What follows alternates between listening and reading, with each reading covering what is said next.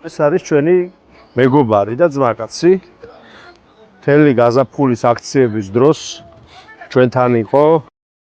თვითონაც მე მგონი ისე აპროტესტებს ამ ყველაფერს, როგორც ჩვენ.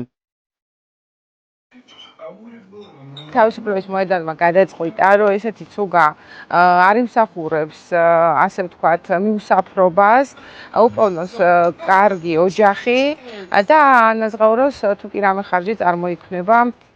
როგორც ადამიანებმა უნდა ვიზრუნოთ ერთმანეთზე, ისე ჩვენ მეგობრებს უნდა მივხედოთ. ეს თან ჩვენი პოლიტიკური მოკავშირეც არის და ჩვენი რაღაცნაირი მაგარი მეგობარი და ძალიან კაი ბიჭი, როგორც ხედავთ, ძალიან კარგ ფორმაშია, სუფთად მოვლილი.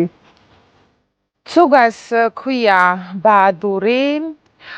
ეს არის ქართული მითოლოგიით ბოროტებასთან მებრძოლი და გადაწყვეტეთ, რომ ყველაზე მეტად შეეფერება, იმიტომ ეს ცუგა მართლაც ბოროტებასთან მებრძოლი გამოდგა.